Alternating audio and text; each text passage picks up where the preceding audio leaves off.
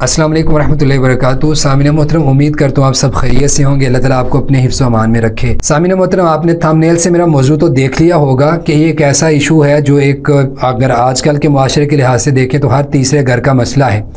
بات یہ ہے کہ آپ یوٹیوب پہ، فیس بک پہ، انسٹاگرام پہ، جہاں پہ بھی سرچ کریں گے تو آپ کو اس موضوع پر بہت ساری ویڈیوز مل جائیں گی کہ میاں بیوی کی دلچسپی بڑھانے کے لیے وظیفہ۔ لیکن بات صرف وظیفے کی حد تک نہیں ہے، میں یہاں پہ ایسا عمل بھی بتاؤں گا انشاءاللہ کہ جس سے یہ ممکن ہو کہ خاوند اور بیوی کے درمیان محبت بڑھ جائے۔ اگر خاوند دلچسپی باہر کی عورتوں میں لیتا ہے تو اس کے لیے کیا کرنا ہے، لیکن اس وظیفے سے پہلے بہت ساری باتیں ہیں، صرف وظیفے کی حد تک بات نہیں ہے۔ آپ میری بات غور سے سنیں گے تو آپ سمجھ جائیں گے، اور آخر تک میری بات سنیے گا اور سمجھیے گا تو آپ مان لیں گے کہ یہ حقیقت ہے کہ ایک بیوی اگر خاوند کو اس کا وقت پر کھانا دے رہی ہے کہ وہ آیا تو کھانے کے لقمے اس کو دے دے، تو یہ صرف کافی نہیں ہے، بلکہ حقیقت یہ ہے کہ اس کے علاوہ اور بھی بہت ساری باتیں ہیں۔ اگر ایک مرد باہر کی عورتوں میں دلچسپی لیتا ہے تو قطعاً اس کا معنی یہ نہیں ہے کہ وہ اپنی بیوی سے صرف ایک مرتبہ کسی بات سے تنگ آیا تو وہ باہر منہ مارنے لگا ہے،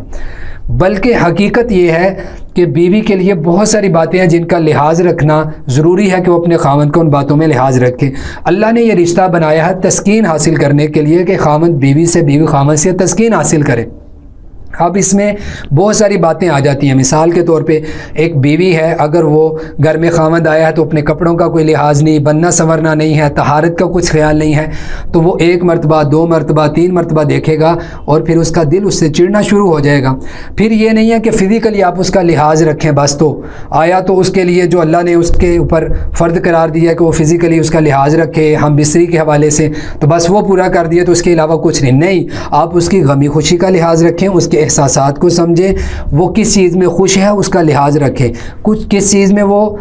پریشان ہوتا ہے، کس چیز میں ناراض ہوتا ہے اس کا لحاظ رکھیں، کون سی اس کی چیز کھانے میں پسندیدہ ہے اس کا لحاظ رکھیں، کس چیز کو ناگوار سمجھتے ہیں اس کا لحاظ رکھیں۔ ایک بیوی اگر اس کا فزیکلی خیال رکھ رہی ہے لیکن کھانے میں، غمی میں، خوشی میں اس کا لحاظ نہیں رکھ رہی تو وہ فیل ہے، اس معاملے میں اس کو خاوند کو اس سے چڑ ہونے لگے گی۔ اور اگر اس کے برعکس دیکھیں کہ ایک عورت اپنے خاوند کو کھانے پینے کے لیے دے رہی ہے، غمی خوشی کا لحاظ رکھ رہی ہے، مالی طور پہ تنگ نہیں کرتی کہ مال کم دیا ہے تو اس کو تنگ نہیں کرتی، لیکن فزیکلی اس کا لحاظ نہیں رکھتی، یعنی ہم بستری کے حوالے سے، بڑی اوپن سی باتیں ہیں، یہ وہ باتیں ہیں جو شریعت ہمیں، اس میں کوئی جھجک شرم والی بات نہیں ہے، بڑی صاف سی بات ہے۔ تو یہ ساری چیزیں اکٹھی ہوں ایک بیوی کے اندر تو پھر جا کر ایک خاوند اس سے خوش ہوتا ہے، ورنہ ایک خاوند کبھی بھی بیوی سے اس کی ایک دو عادت سے تنگ آ کر ایک دو بار باہر کی عورتوں میں دلچسپی نہیں لیتا۔ وہ تب ہی تنگ ہوگا جب اس کے اندر آئے دن کوئی نہ کوئی خامی ہے، غمی خوشی کا لحاظ نہیں، خود کو بنانا سنوارنا نہیں ہے، خاوند گھر میں آیا ہے تو بس وہ اسی طرح جو الجھے بال ہیں تو اسی طرح بیٹھی ہے،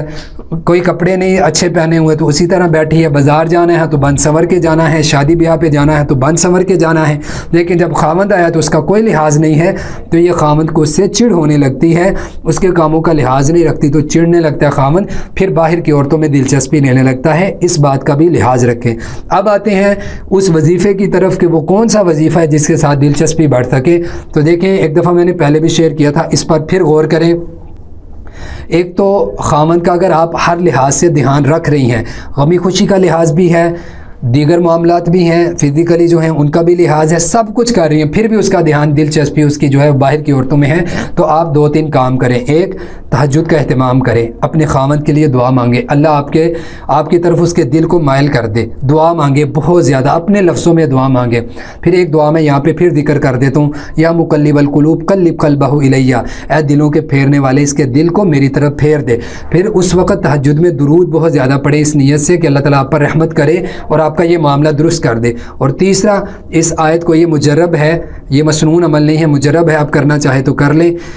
28ویں پارے کی آیت ہے، عسى اللہ ان يجعل بینکم وبین الذین عادیتم منهم مودۃ۔ اس آیت کو پوری آیت پڑھنی آپ نے، 21 مرتبہ پڑھیں، پانی پہ دم کریں اور سورۃ فلق ناس بھی 21 دفعہ پڑھیں، خود بھی یہ پانی پئیں، خاوند کے پینے والے پانی میں یا کسی کھانے پینے والی چیز پہ دم کر کے اس کو 11 دن تک دیں، ممکن اللہ تعالیٰ اس سے ضرور بہتری کریں گے، لیکن وہ پہلے کام جو میں نے بتائے ہیں وہ زیادہ ضروری ہیں، ان پر غور کریں۔ اللہ تعالیٰ سے دعا ہے اللہ تعالیٰ ہمارے حامی و ناصر ہوں۔